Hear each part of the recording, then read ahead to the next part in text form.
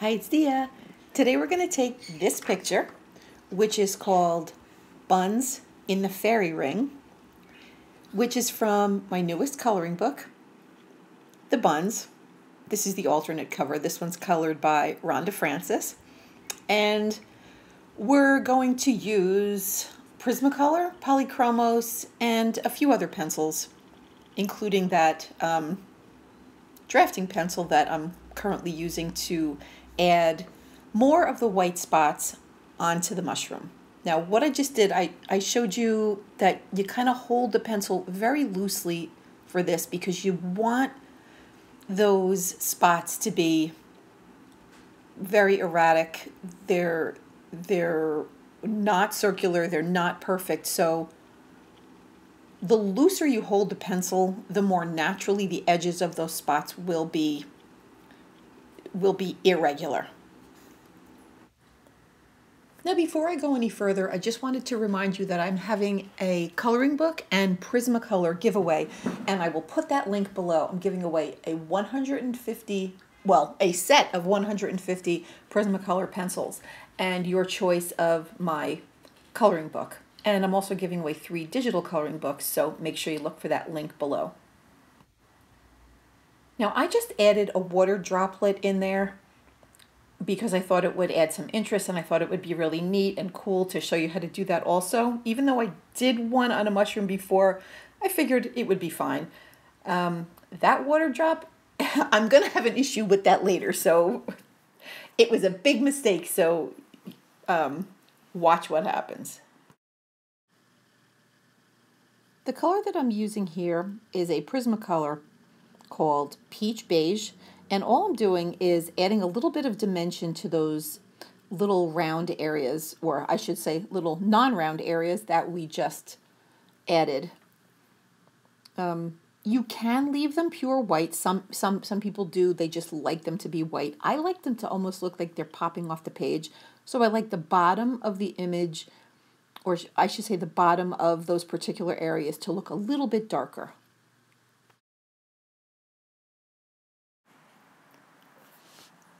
So this is a relatively long video, and I figured since I was talking about this subject yesterday, I would add it. I was talking to a friend about animals and animal totems. Now, I had no idea what that was, and I looked it up today, and a totem is a spirit being, a sacred object, or a symbol of a tribe, clan, or an individual.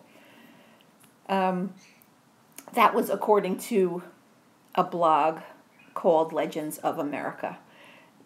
Now, it got me thinking because we all like to color different things. Some of us like to color cats, some of us like to color dogs, some of us like to color birds. Ooh, let me tell you what colors I was just using. Hold on. That first very deep red that I used at the bottom was a Prismacolor. No, I'm sorry, it wasn't. It was a Polychromos color called Indian Red. I used the darkest reds at the bottom and on the sides. I used dark on the sides to give the impression that the object is circular or possibly even a little bit cylindrical in nature. And on the bottom because it sort of bends under. And then I will go lighter as I go up to the top, and right around the top right area, I'm assuming that there's a beam of light coming down and sort of touching the mushroom. It's supposed to be quite a busy and wooded area, so it wouldn't be like a perfect entire area of light. Then after the Indian Red, I went back and forth between deep red,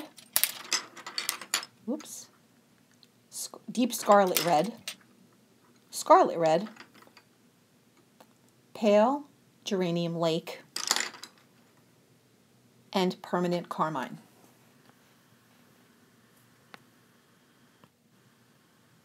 And I proceeded to color in almost the entire surface of the mushroom, avoiding those little whiter areas.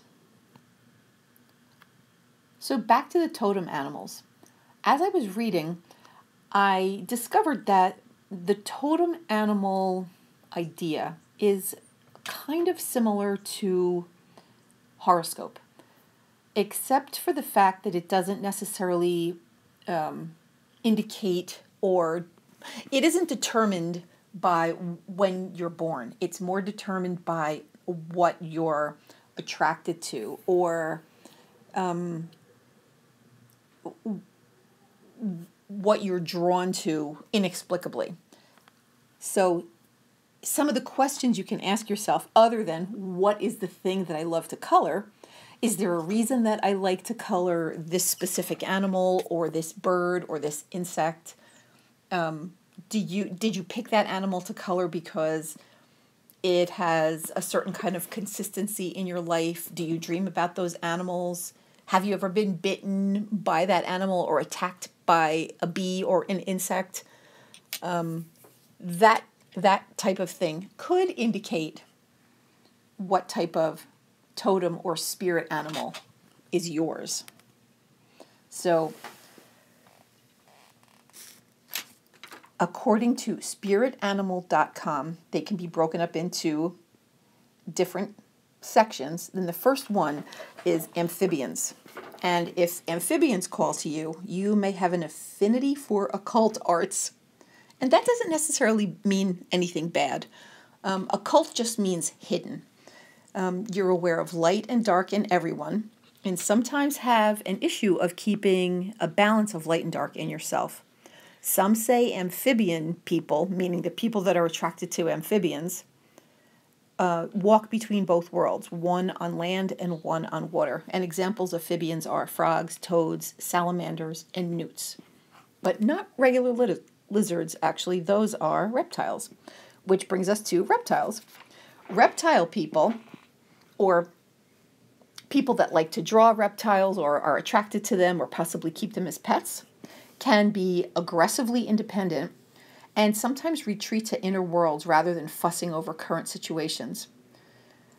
Thoughts of people who might be reptile people or have reptiles for their totems. They love freedom. They live for liberation and transformation. They're cool-headed in hot situations, and they're intuitive. Examples of reptiles are turtles, snakes, crocodiles, and lizards. And there's bird people. Bird people, people who like birds, seek freedom and perspective. They have a need to keep things in balance. They represent liberation. Oh, I'm just going to interrupt myself. I'm going around that water drop area, and we'll get there in a second. They represent liberation, wisdom, peace, luck, magic, and strength. And each bird represents a different one of those adjectives that I just described, and I'll get into that a little bit later. They have affinity for the outdoors, and they have a tendency and an uncanny ability to know when danger is afoot. Now that color is orange. It's actually orange glaze, and that's the lightest area. That color has much more yellow in it. Now I went in with the Mono Zero because I didn't like the shape of the drop, and it was throwing me off. Anyway, I was going in with the lighter orange because it does have some yellow in it, and if you're going to add yellow to an area like that with a darker color, the yellow will definitely stand out and look brighter. Okay, the next section is fish. If you have a fish for a spirit animal, it might be a time for you to dig in and figure out things about yourself that you keep tucked away. What I'm doing here is taking the Polychromos white, and I'm going over almost all of the area that I just quickly colored in and make it look a little bit smoother. Now, mushrooms do have texture, but they also can have a nice shiny gloss to them, so I wanted to have that option. So I had to get rid of some of that white space in there. Funny that you go over the area with white to get rid of the white space, but it does work. Now back to the fish. You're fiercely independent. and may have prophetic dreams. Then there's people who have an affinity for insects, and words that might relate to them are productive, tidy, you're persistent, you crave a community in your life, and you like variety. If it's your totem, you're most likely on the move a lot, and sitting still is not your thing. And you probably want to experience things of the earth. Now, what I'm doing here is taking a darker red, and now it can be the red of your choice, because these mushrooms are varied. Not every one of them is exactly the same color. So I'm making some lines to indicate that it might be a little split at the bottom. And like I said before, the bottom part is dark, or the darkest, because there'll be light shining on the top. And it also looks dark because, like I said before, also it's tucked under. And then there's mammals. And there are so many mammals, it's probably better to look them up individually, although I will go over a few. Generally, though, if you think you have an animal as your totem, you probably go more with the natural rhythms of the earth. You have good instincts, and you have a connection to the land or the water. You might live in the mountains, or you might want to live in the mountains very much, or somewhere connected to the earth. And you can find that in whatsmyspiritanimal.com. Now, I took deep red and Indian red, and I started to go over the left side of the bottom of the water drop. And then I took the orange glaze and started to form the drop, and very much didn't like it. I felt that the mushroom shape was sort of vertical to begin with, and then the drop threw it off.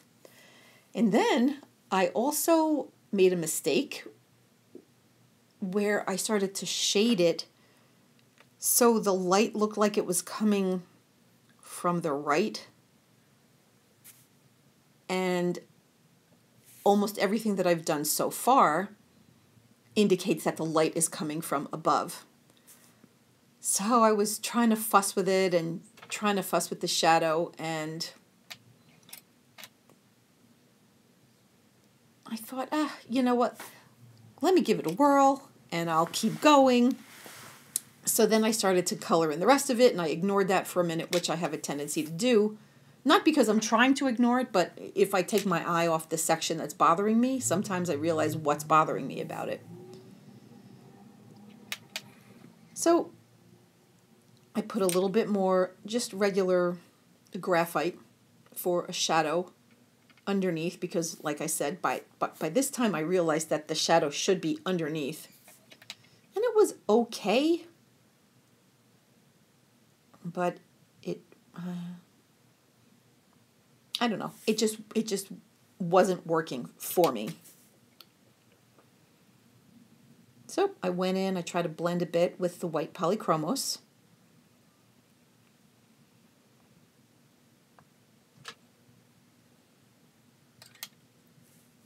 And it got to the point where the water drop was more important than the mushroom was. So I started to try to decrease the size and maybe make it less important looking. And I took some of the shadow off. And the more I removed the indication of a drop, the better I liked it. So I ended up erasing the whole drop. Now, at this point, I thought it was a disaster. But I figured, you know what, I'll just keep going, because I've corrected or fixed or contained more mistakes than I can count. So I went over the areas outside of it with orange glaze, and I added a little bit more of the orange glaze around the bottom and the perimeter of the drop.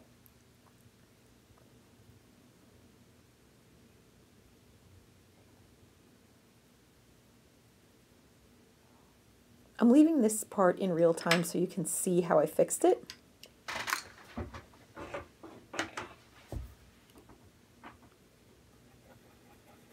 Now I took a rougher eraser, which I usually don't do because it does scuff up the paper, and that's a Faber-Castell Perfection eraser. So I'm kind of pondering, going back and forth. Do I just fill it in? Do I literally just avoid the water drop altogether? And I said, whatever. I'll give it a shot and see how it comes out.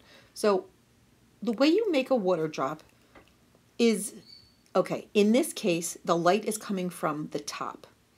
So there's the circle that indicates the drop. So underneath the top, right over there, you're going to fill it in a little bit darker. So that's going to be one of the darkest areas. So I'm taking the Indian red again, and I'm intensifying that line, but just halfway up. See, I stop as I go halfway down. And then I take that dark again, but I'm going to make the dark on the outside of the drop.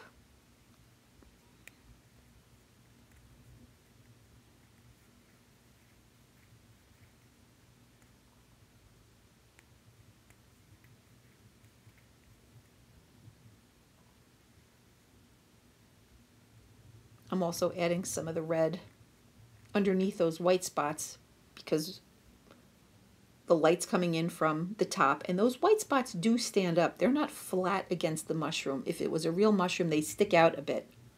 They almost look like little tiny bits of cotton. So they would create a shadow. So I was kind of going back and forth, looking at the little spots and then looking at the water droplet, and I did like the way the water drop sat in the center of the mushroom better than I liked the actual drip. So I decided I was just going to go for it.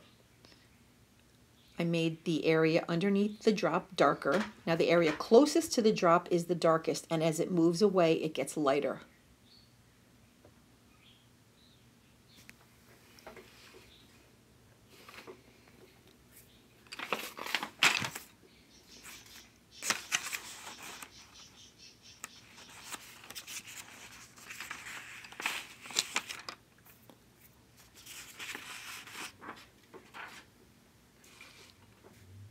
I'm using that same color underneath those white spots. Oh, and I also have some more totem animals. So if you like to color bears, you might be a deep thinker about life. You're attracted to powerful things and you love with a very big heart. If you like bees and ants, you might be hive-minded, organized, productive, industrious, determined. You're also patient and wise, and you enjoy life. If you like to color beavers, you're unstoppable when trying to reach a goal. If butterflies are your thing, you crave balance and you accept change easily. You might be in the middle of a transformation or a metamorphosis in your life. This color is Bister, and I'm making those little spots look like they have a little bit of dimension. Those spots, I said before, they kind of look like cotton, and before I add the dimension to them, they kind of do. But what you want them to end up looking like is maybe a kind of a decorative rock. There's dimension to them. The sides go in. They have several surfaces. They're kind of interesting. You should definitely look up those red mushrooms, and I'll look up the name right now for you. You should look up those mushrooms and look at reference pictures. Okay, let's see what they're called.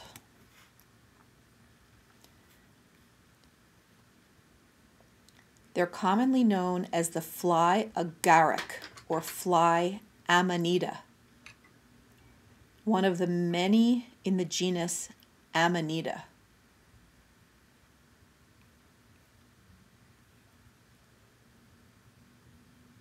Okay, now I'm taking a lighter color, which is that orange glaze again, and I'm coming away from the edge and I'm going toward the center of the drop. And as you get more toward the center, the lighter you press. If you like to color cats, you might also like mystery and magic. You're very independent. You can be detached, although you are known to be a guardian. You take care of people. If you're attracted to deer, or deer are attracted to you, you are a gentle peacemaker. You move quickly through the drama in life, and when you fall in love, it's forever. If you think the crow or the raven is your totem, you are creative, and you're a shapeshifter and believe in justice. You have spiritual strength, and you see the magic in everything in life. You're very energetic but easygoing. If dog is your totem, you're a protector. You're loyal, kind, faithful, and a guide to others. If you think fish is a totem for you, you're sly but open-minded. You're mercurial, you can change your mind a lot, and you're very graceful. If you like to color frogs and toads, you might have the special ability to hear messages from the other side. If otters are your thing, although you're fiercely independent, when you fall in love, it is forever and until the end. If you think that geese and ducks are for you, you're hard on yourself and you might be rigid, but you're very productive, reliable, and you easily deal with emotions, yours and everyone else's. If you love to color horses, you crave freedom, power, and you have a love of the earth, and you have almost endless stamina. If the lion is attractive to you, family is very important to you, and you have great strength and great energy. I'm going over some of the areas that I had done in Indian red before. That's the peach beige again. And what I was saying, I was going over the Indian red with some of the lighter red colors and forming some lines and some details. Oh, and I did want to say something. A lot of times when I do shading, I don't shade an area necessarily. If you're looking at a picture, many times the picture has so much detail, and if you literally copy the detail in the color that the detail is rendered in the picture, you don't even have to worry about shadows because it sort of takes care of itself. Okay, Jaguar. You thrive on chaos. You might be aggressive and you might crave power. Big cats in general can represent hidden emotions and secrets. You may be a listener or a guide. If you like lizards, your conservation is important to you. You may have vision and you may have hidden defenses. If you like, is it octopi or octopuses? I'm not sure, but them. You are attracted to people who are intelligent and maybe intelligent yourself. You may be nocturnal or feel like you should be nocturnal, and you can camouflage either emotionally or physically. If you like owls, you may be deceptive, clairvoyant, and insightful. You also may be a messenger of sorts. You also like magic. If you like rabbits, you may be nervous, and you may be a little timid, but you may be at the precipice of a rebirth. If you like to color seahorses, I'm just getting back to that drop again. I'm going back and forth. I'm adding more shadow underneath, and it's getting to the point where it actually looks like a drop now. Seahorses exude confidence and grace. If you feel like the snake is your totem, you have the potential for psychic healing powers. You may be secretive, swift, and changeable, but very decisive. If you like snails, you're very aware, although you're a solitary person and protective of yourself and others. That color is pale geranium.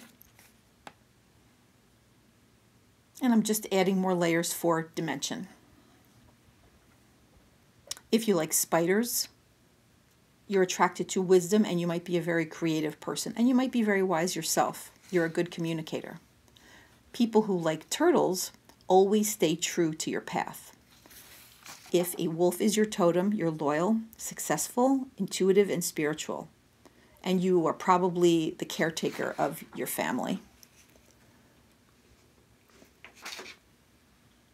If you liked hearing that type of thing, I know that was sort of off the beaten path, but I thought it was kind of interesting to see because everybody likes to color different things. I know that some people like to color faces and some people really don't like to color faces. So if you like this and it was kind of like a horoscope type of thing that you were into, comment below and tell me what you think, or like below.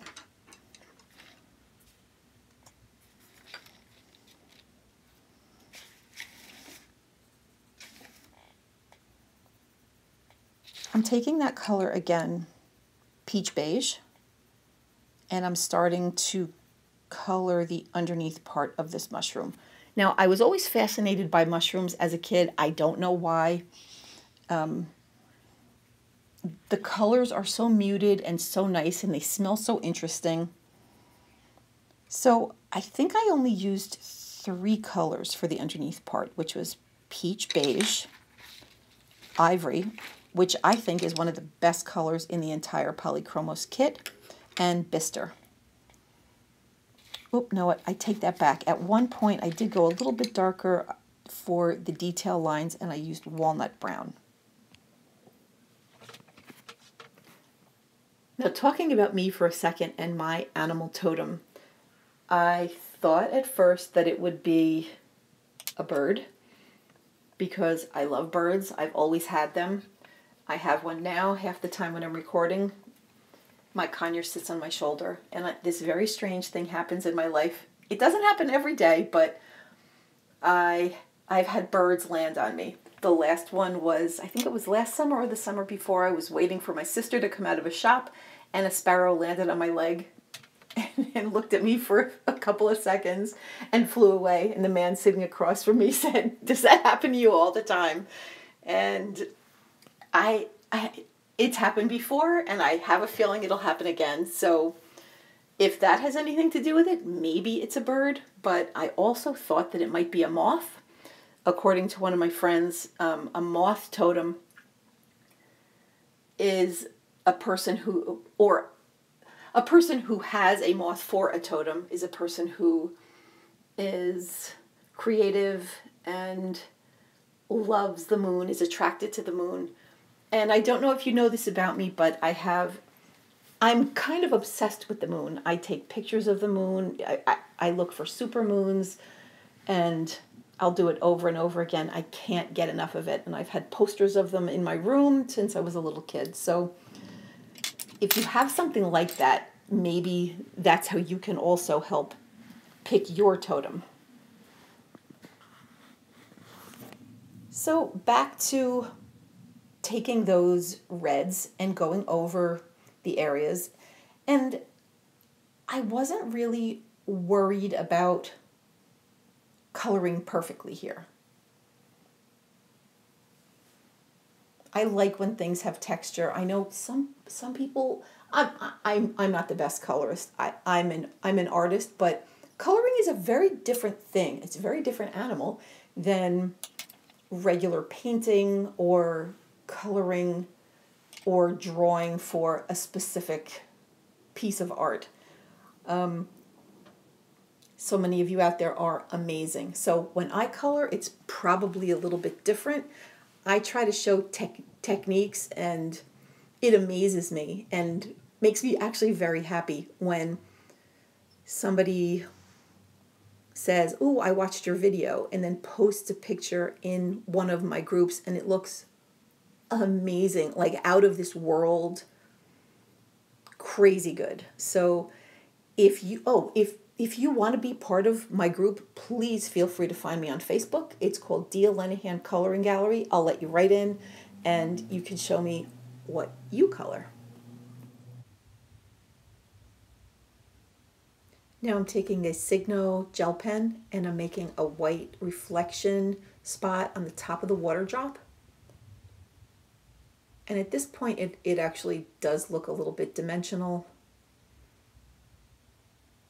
I added those little spots on the bottom because sometimes there's an additional reflection underneath the drop because the light reflects through, but I ended up taking that indicator out, or indication out. I added some white areas to the top of those white spots on the mushroom.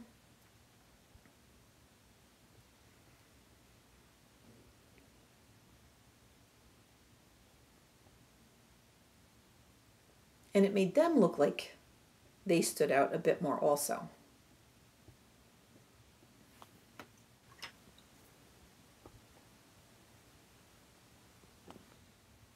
Now I'm taking the white polychromos pencil and making the bottom of that area even whiter, and I went in with walnut brown as close as I possibly could to the edge, but on the outside of the edge of that water drop, and it made it even stand out a little bit more.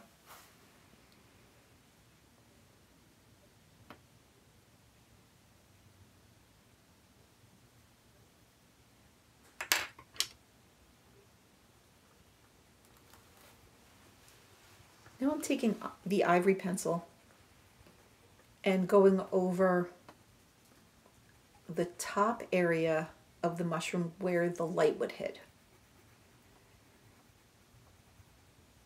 You can see it adds like a nice glazy look.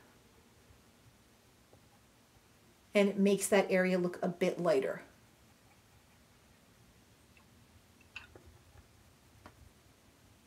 I did end up going in a little bit later with the side of a couple of those pencils that I mentioned earlier, just to add a little bit more depth and dimension.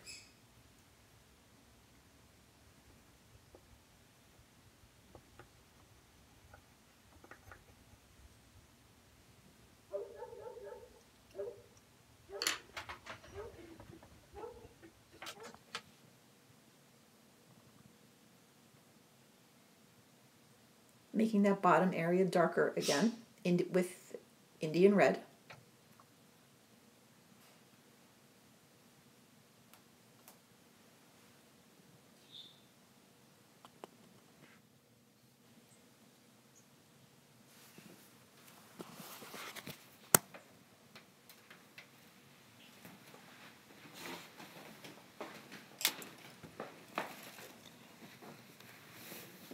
And then I'm going over quite a bit of everything with Scarlet Red.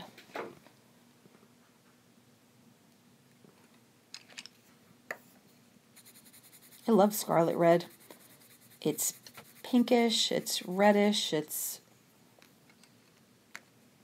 beautiful, and it's perfect for this mushroom, and it's contrary enough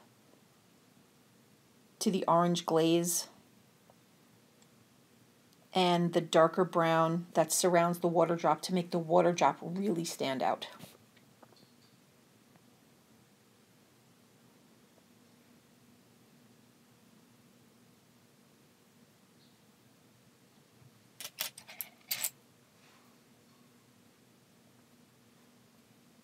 Making some detail in the stem area.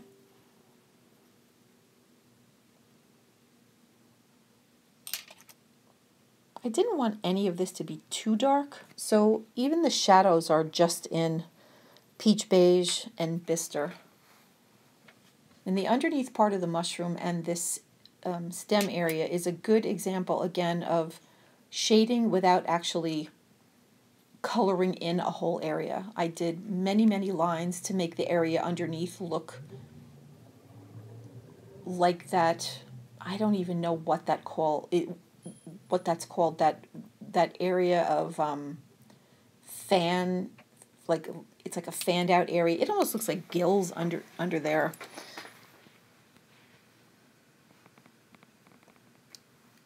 Some more white. Anyway, what I was saying is I didn't really have to shade that much, because if you color in, or if you draw the lines the way you would see them in a picture, it almost forms its own shading.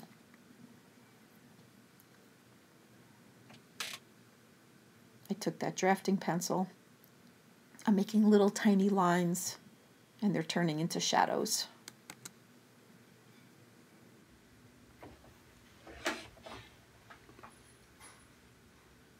I did this second mushroom exactly the same as the first, and I wanted to show you the bottom. This is what I was talking about. I'm not really going into the whole thing and coloring it in. I'm drawing many, many lines with many different colors. And what I used was Warm Gray 3 from Polychromos, Bister, the Peach Beige again, and a little bit of Walnut Brown here and there. And I also used that drafting pencil. It's a hard lead, and it's sharpened really sharp. So you can see I made more lines toward the center. So it gives the illusion of darkness, and it looks like it's